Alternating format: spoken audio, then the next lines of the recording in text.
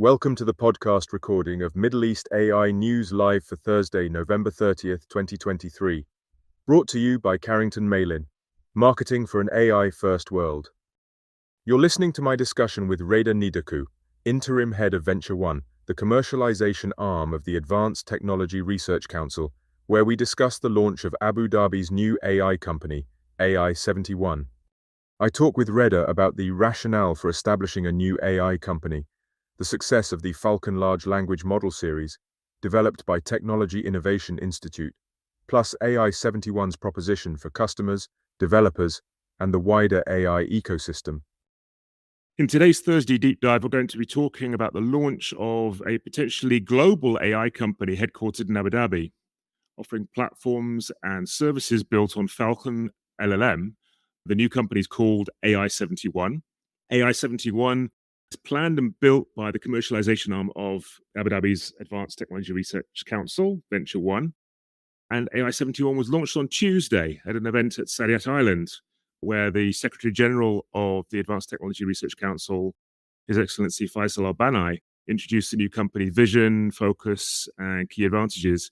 Among other things, AI71 will become the custodian and go-to-market vehicle for the Falcon series of large language models, as I mentioned, developed by TII. And of course, the launch of the new company comes at a time when the world is obsessed with AI and large language models. And it's clear to many business leaders that LLMs are going to play an increasing role over many use cases in many sectors, requiring many different AI models and many different specialized data sets to train them on. And part of the rationale for forming AI71 is to provide open source large language models to rival proprietary technology, so the likes of OpenAI and Google, without forcing customers to send all their data to US servers. AI71 will provide advanced AI models and platforms whilst allowing customers to retain their data sovereignty, which means they have the option of keeping their data on their own servers. And I'm going to be joined by Reda Nidhakou of ATRC's commercialization arm VentureOne to talk about AI71. Reda is the interim head of VentureOne, which has a mandate to shape an R&D ecosystem in the UAE capital. Its role is to help commercialize technologies developed by the ATRC's Technology Innovation Institute, also known as TII, and the creation of dedicated ventures to produce, productize, and commercialize selected technologies. Reda is also Senior Vice President of Strategy and Portfolio Management within Edge Group's chairman's office, Edge, of course, being Abu Dhabi's defense and defense technology conglomerate. He's held several senior management roles at Edge and has played an instrumental role in establishing initial governance and operating model for the group, managing multiple group-wide initiatives focused on innovation, digital training, Industry 4.0, and talent development. At VentureOne, Reda heads VentureOne and oversees strategic initiatives, acquisitions, and incubating of new ventures within ATRC and across the broader Abu Dhabi ecosystem. He also works closely with the ATRC's board of directors and advises on council's strategic programs. So a warm welcome to Middle East AI News Live, Reda Nidhakou. Thanks very much for taking the time to join us and to talk about the launch of Abu Dhabi's new AI company, AI71. Good afternoon, Reda. Hi, good afternoon, Carrington. Good afternoon, everyone. Great to have you here this afternoon. First of all, congrats on the launch of AI71 this week. It was really self-evident, the priority attached to this was self-evident, and also the commercialization of AI models coming out of R&D in Abu Dhabi, and that this has been given a high priority by the government. And the event itself was launched by His Highness Sheikh Khalid bin Mohammed Al Zayed Al Nahyan, Crown Prince of Abu Dhabi and Chairman of the Abu Dhabi Executive Council. Meanwhile, I counted 3 UAE government ministers in attendance, plus the support from many people in the technology industry. So brilliant to have you here to talk about this. I had a lot to talk about as well. So let's begin with a quick recap of what happened on Tuesday, perhaps, and the vision behind AI71. And then we can move forward into more detail to talk about the Falcon story and how AI71 is going to take that forward. Now, the intention to create a new AI company to focus on commercialization of AI models was first announced by the ATRC Secretary General Faisal Al-Banai in September. So I think by Tuesday, everybody was absolutely dying to know more and what was going to happen. And it was a big reveal. And I think we were very happy with that. Could you walk us through what led up to that event on Tuesday and what the broad vision and goals are for the new company. Yeah, thank you. And in fact, this week we are super excited about launching the first company out of VentureOne in a very dynamic domain, which is AI. So AI71 aims to basically leverage AI and Falcon open source models specifically in creating impactful solutions in meaningful domains like medical, legal, education, and government services. What we stand for basically is to keep AI solutions accessible to all and for data to remain controlled by its own owners. Hence the choice of open source models like Falcon. So what led to the event this week is a natural evolving of any technology that gets created into TII. So the technologies that get created into TII gets handed over to VentureOne for commercialization. I guess the case, the AI one wasn't that difficult to make. And we are today in a situation where we have a massive traction for Falcon being one of the most performing open source models out there. And we have huge traction from customers reaching out to us locally and globally to adopt it. Brilliant, thank you. And you've actually touched on something that I was going to come on to, is it might be useful for those that are listening to understand the relationship between the ATRC and Technology Innovation Institute and VentureOne, and then sort of how that works together to produce something like AI71. Sure. So ATRC is the council in charge of applied research in Abu Dhabi, from policies to strategy, all the way to research execution and commercialization. Under ATRC, there are three key subsidiaries: Aspire, TII, and VentureOne. TII is the main research execution subsidiary. It was created 2-3 years ago. Today, it has 10 research centers underneath it, around 1,000 researchers from 70 nationalities, and more than 100 research projects fairly advanced from a progress perspective, and more than 70 international research collaborations. VentureOne, from the other side, is the commercialization arm of ATRC. It's in charge of taking these technologies when they get ready in TII to market. So either through technology licensing or through venture building specific dedicated ventures to commercialize these, like it happened this week with AI71. So Falcon has been one of these technologies that was created by the AI Research Center, which is one of the 10 research centers under TII. It had an amazing success as a top performing open source one. And the case for taking it forward was quite clear in VentureOne. So we decided quite urgently, actually, to create a team around it and start taking it to market. I'm glad I left that bit to you. It's quite an organization. I think the response for the Falcon series of LLM models, I think from the 40B model, was just fantastic. And I think there were over 12 million downloads of the 40 billion model. Can you tell us something about that response and how you think developers have seen this launch of the Falcon series and how they're using that? Because I've already seen products out there that have been developed on Falcon. Yeah, I guess even ourselves, we were quite positively surprised by the massive traction that Falcon had from the 40B all the way to the 180B. I guess, as you mentioned, more than 12 million downloads, a huge traction from a customer perspective as well. Organizations locally and globally reaching out to us and wanting to build custom applications on top of Falcon. I think this is a good testimony on the importance of open source and how the fact that we've decided to put Falcon as an open source model has actually created this traction, which means basically that developers and organizations out there are also aware and conscious about the importance of openness in this kind of powerful solutions. Wow. So you had customers outreach on the Falcon models from the beginning then. It's a great sign. 100%. And this is what basically pushed us to create AI71, which will focus mainly on three things. One is keep feeding the developers community with tools and enablers that will allow them to adopt Falcon in the most efficient way. On the second hand, building our own solutions based on Falcon in sectors that matter to us, like medical, education, legal, and so on. And third is to work with these customers actually to address their own use cases, building upon Falcon. That's great.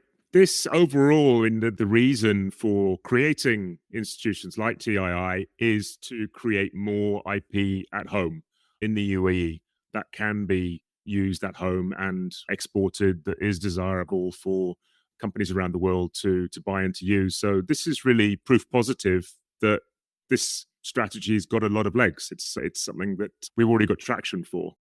Definitely. I think the essence of TII itself and the broader ATRC ecosystem is to actually drive innovation from within Abu Dhabi. And I think Falcon is a great example of a successful technology that has a global impact and that ranks one of the top ones globally. Recently, it has been reported that the UAE is one of the top 3 countries when it comes to AI. And I think Falcon has played some role in there, and we are really, really glad that it did. I think building technologies and innovations from within Abu Dhabi was key to actually embrace innovations and further support Abu Dhabi as being a hub for advanced tech. Yeah, and I think it's useful actually as a backdrop to have OpenAI make ChatGPT available and to see the global reaction to that, because one of the things that Mr. Al-Banai focused on during the event on Tuesday was the issue of data sovereignty. And of course, this has come up again and again with organizations around the world as they look at models like ChatGPT. That's all well and good, but why do we want to send all our data to somebody else's server sitting in another country? And part of the plan for AI71 is to offer solution for some of those problems. Yeah, I do agree with you. I think the launch of ChatGPT has allowed to kind of socialize and simplify the use of these kind of LLMs and prove their potential to the, let's say, the average Joe. In fact, in TII, we started working on LLMs before the launch of ChatGPT. We've actually launched Noor, which is our Arabic model, way before ChatGPT got announced publicly and so on. We were already close to finalizing Falcon when ChatGPT went out. I think ChatGPT helped in making this technology understandable by the average person. It also demonstrated the potential of this kind of technologies to the developers community. And then when Falcon came out and came with this differentiator of being open source, allowing data control to the end users, but also to the developers being able to install the model in their own instances on the cloud or on-prem and so on, gave us a very good traction. So if you want, ChatGPT kind of prepared the ground for us to come into the picture. Yeah, absolutely. I see that. So let's go back to the offering that AI71 has, because it is quite ambitious and there are a few parts to it. And also, I think it's worth trying to explain and put into context that commitment to open source and also the commitment to develop proprietary platforms that can be sold commercially. Yeah, I guess if I start with TII and the broader ATRC ecosystem, I think we've made it very clear that we'll keep being committed to putting and working on open, sophisticated LLM models and putting them on the hands of the developers community. We think this is key for this kind of powerful technology. It is very important to have an alternative, sophisticated solution out there that people can use freely while having control of their own data. So this is something that TII has committed on, and we have quite an interesting roadmap when it comes to technology development in that front. Now, from AI71 perspective, there are 3 areas we'll focus on. The first one is to make those models further accessible to the developers by creating a marketplace supported by different enablers that make these models accessible at a more efficient way for the developers.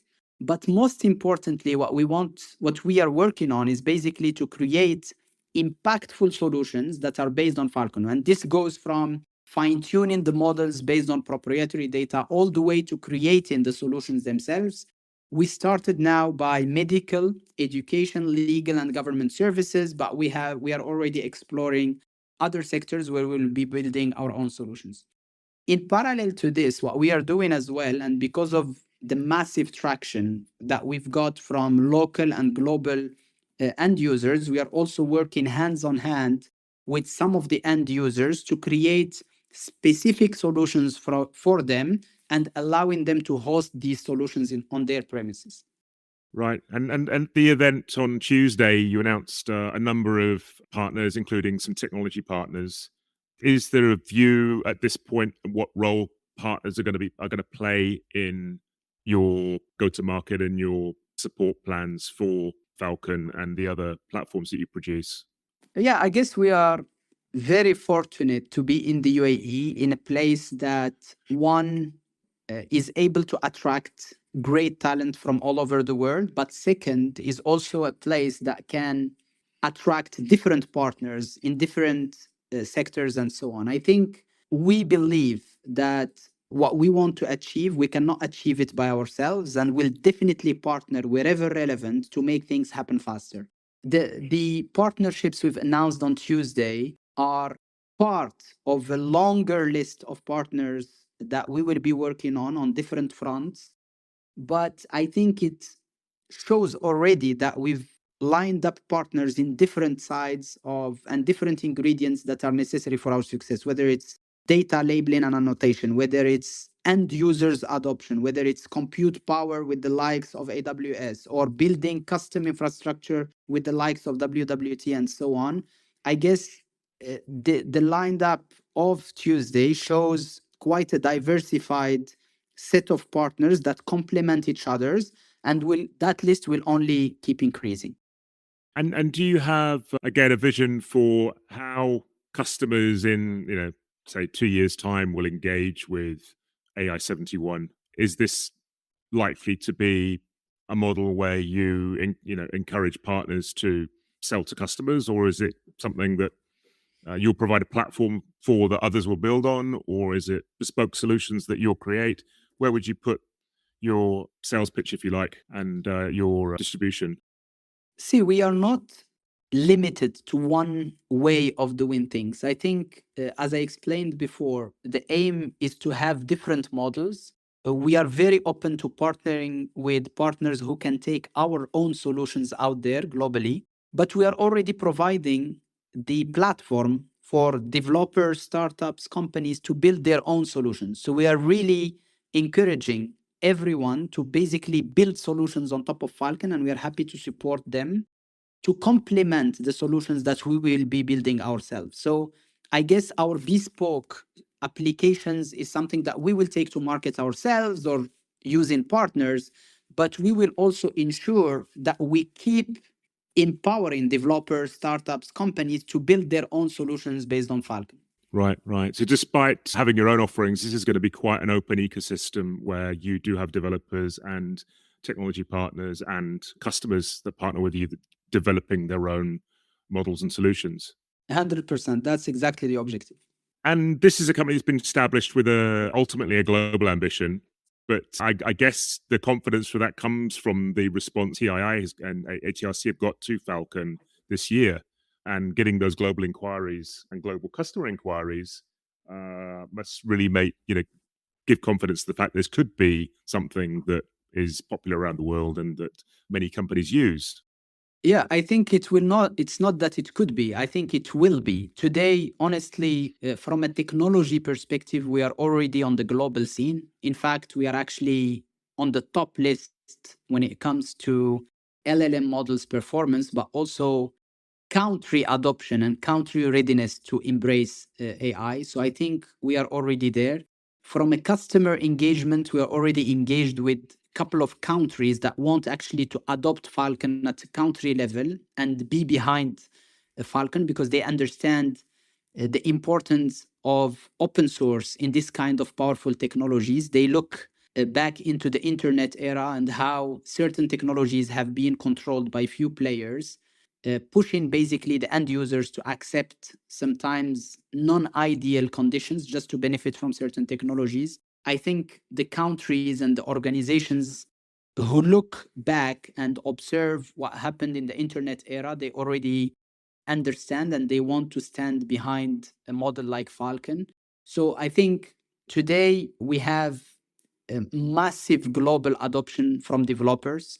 We have a technical performance that stands out globally, and we already have traction from countries, but also global organizations wanting to collaborate with us and integrate Falcon into their solutions and so on. So I think it is not an ambition for the next years. It's actually, we are starting with the global footprint already, and we will be tackling the global needs as much as we are tackling the local ones. Great. And you mentioned quite a few good points in there. And democratization is a very interesting one because it's one thing to democratize access, as we've seen with the global internet developing over the past 30 years.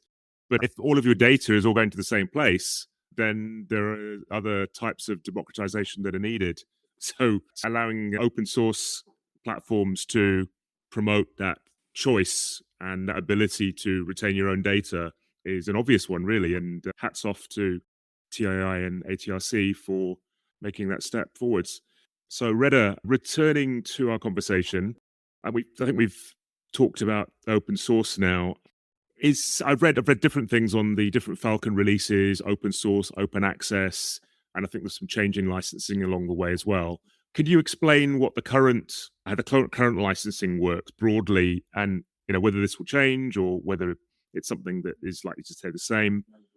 Sure. Maybe just to build up on what you've been saying before about open source, I think we strongly believe at AI71 and the broader ATRC ecosystem that AI should remain accessible to all to get the most out of it, and also to ensure that data and the power of AI are not controlled by few players. This is a key statement for us, and we will keep focusing on this and bringing in as accessible models as possible to the market to be able to have this alternative. Now, if I am to give an example, I think Linux is a great example that we aspire to.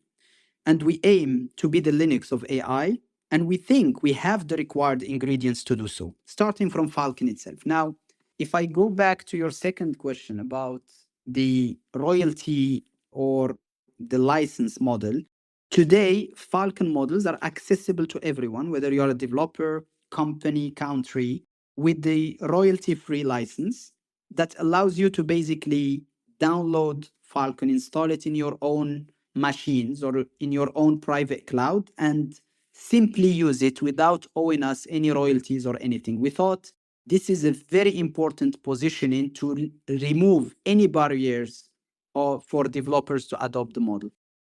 Will this evolve? The answer is, as I said in the beginning of the podcast, we will keep committing to putting out there accessible models that are as sophisticated as possible. Now, if we train models based on proprietary data to build a specific own solution, that solution will be commercialized as a specific solution, whether it's medical, education, and so on and so forth. But the models, the foundation models themselves, this is something that TII will keep pushing the bar on and will keep feeding the open source community with these models. Right. And are there any special conditions or restrictions on those licenses? Yeah, in Falcon 180B, there is simply one caveat, which is for cloud providers who want to share an instance and provide Falcon as a consumption, as a per token to consume. This is something that we've asked the cloud providers to get back to us and align with us on this, because simply we would like to make sure that the experience is normalized, and because this is something that we are also bringing to the table in our marketplace. We want to make sure that the developers get the same experience, pricing, and so on and so forth when it comes to consuming Falcon as a service. Now, when the cloud providers provide hosting to host Falcon, this is not something we interfere with, and this follows the royalty-free license. So the only let's say, restriction in the latest license we had is when a cloud provider wants to provide Falcon as a service, they need to align with us on a special license so that we make sure that the conditions and the pricing of using Falcon and the SLAs and the accessibility are consistent. Right, that makes a lot of sense. And what about plans in terms of support of that wider ecosystem? Because if we look back earlier in the year to those 12 million downloads, obviously it's not anybody's business to answer 12 million phone calls on an AI model. So how do you see that falling into place moving forward? And you mentioned the marketplace. We've been through the licensing. Is there any other areas of support that developer community, technology vendors, might be able to draw on in the future? Yeah, I guess the marketplace, the intent of the marketplace is in fact to make these enablers accessible to the developers. So the aim basically is to put on the hands of the developers all the tools they require to be able to download, leverage, optimize, and make the most out of these models. So this is number one. So the aim is really to put these enablers out there for the developers community to consume them before or without having to come back to us. The second element we are working on is really to optimize the footprint of the model, because today, one of the key barriers of adopting these models is the cost to inference these models. As you may know, when you use these models, you are using compute power behind, and compute power today, one, is rare, second, is expensive. And we are working very hard currently into optimizing that footprint to allow the developers and the end users to consume Falcon and our models without increasing massively their costs. Which is very important. Yeah, and maybe just to add one thing, the third element, which we believe is very important, is our commitment to basically keep enhancing these models and putting them out there. Because the last thing a developer wants is to build his solution based on a closed API, and tomorrow the API changes and he has to change all his code or application, or his application doesn't support the API anymore, and so on and so forth. So us providing full access to the developers to the model and committing to basically putting out there enhanced models and giving the developers the choice to adopt these enhanced ones or keep using the previous ones and so on, gives the developers also the confidence of continuity of service for their own applications. Which many developers can relate to, given changes from other companies in the last couple of months. 100%. Let's leave it there. I know there's a sort of very broad spectrum of developers that have already experimented with the Falcon models, from single developers to people that are looking for a platform to build their product on, to customer organizations. Have you had feedback on solutions and work that has been done on Falcon already by other organizations? Yeah, we continuously listen and meet different developers who adopt. We actually proactively reach out to developers who adopted Falcon and built applications that are successful. We try to further support them, but we try also to learn from what they did. Some of the developers did amazing things in optimizing Falcon and having some innovative ways of implementing it and so on.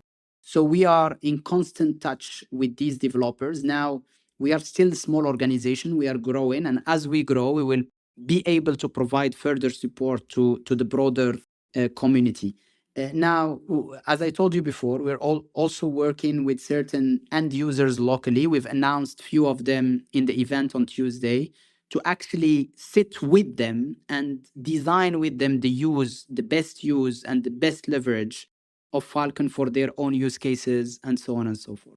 Great. And maybe just one more thing. I think what's important is to keep supporting the developers, but also there are two other elements here, the startups and the universities. So we are having dedicated programs for universities and startups, where we've announced on Tuesday that with Hub71, which is one of the key incubators and accelerators here in Abu Dhabi, we are launching a program early next year to attract startups that build on Falcon and provide them incentives, whether it's compute power, incubation, tech expertise, coaching, and so on, to further encourage them to actually, one, come to Abu Dhabi, and second, to build based on Falcon. The same thing is happening with universities, where we are launching a program where we provide compute power to universities all over the world to encourage them to build stuff on Falcon without necessarily getting anything on return. So all we want is for them to experiment and get to use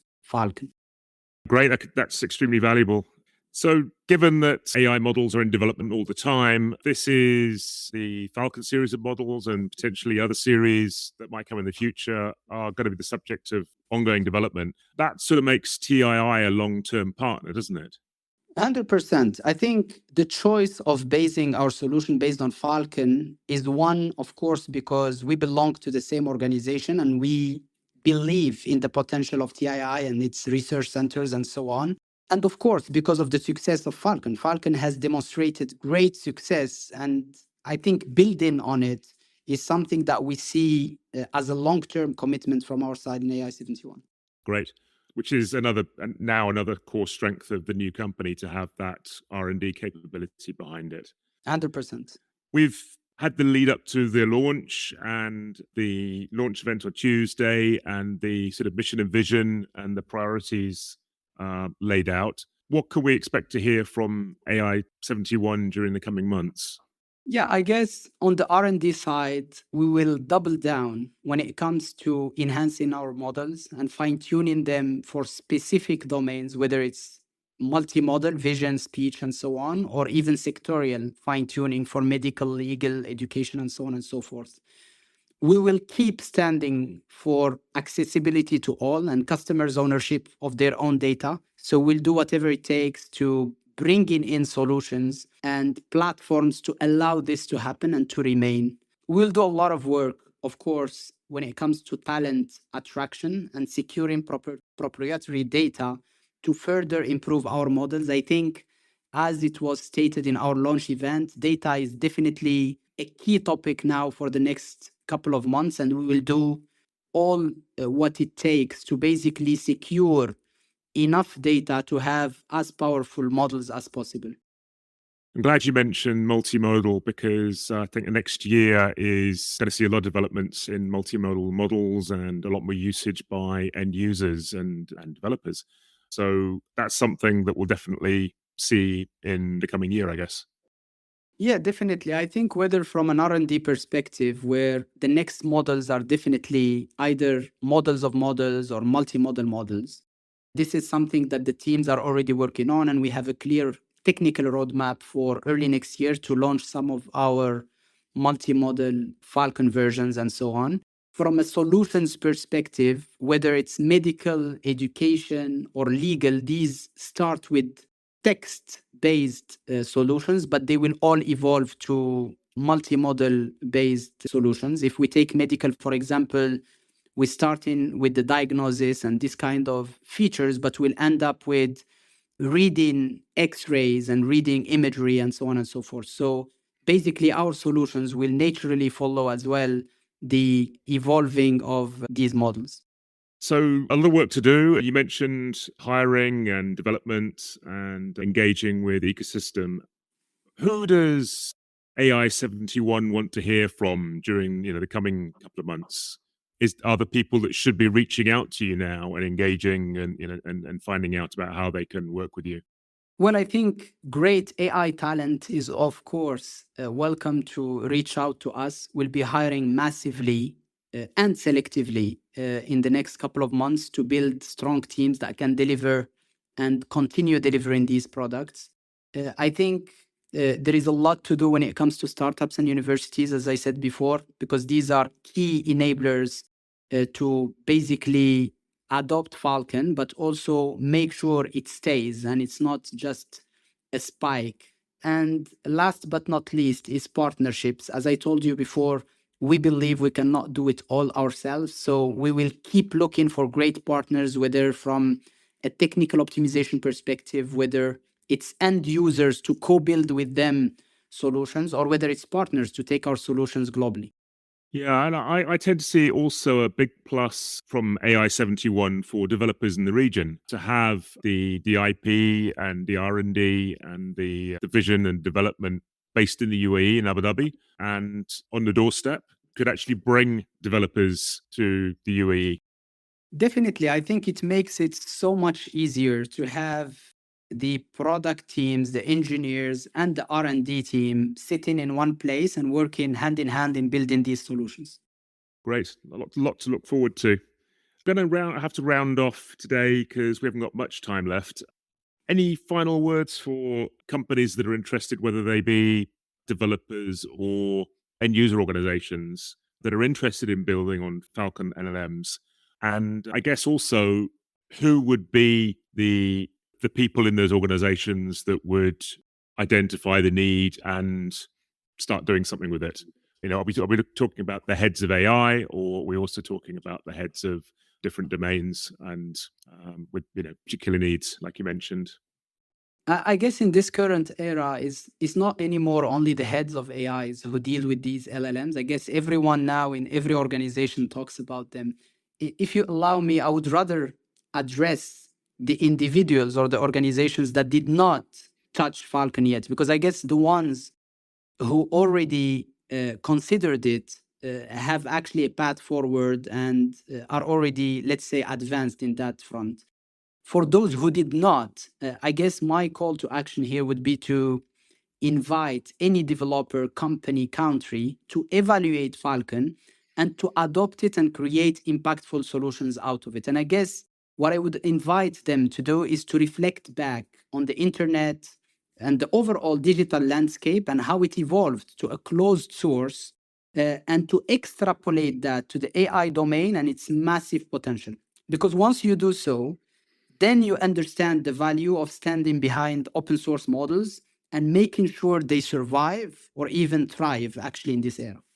Yes. And if you're able to make that easier to do for organizations in terms of compute, then that really sets the commitment quite low for companies that want to start experimenting and looking at how models like this can help them achieve their objectives.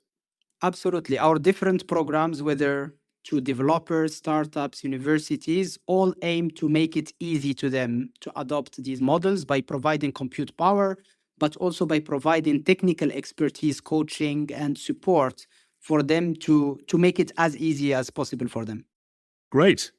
Reda, thank you so much for joining us on Thursday Deep Dive today. It's been really great to have a chat about all the things I heard about on Tuesday and looking at what's going to happen during this coming year. And I hope to bring you back again at a later date to give us an update. Thank you. We'll be glad to do so. I've been talking to Reda Nidhakou, Interim Head of ATRC's commercialization arm, VentureOne. You've been listening to a recording of Middle East AI News live for Thursday, November 30th, 2023, brought to you by Carrington Malin. Thanks for listening.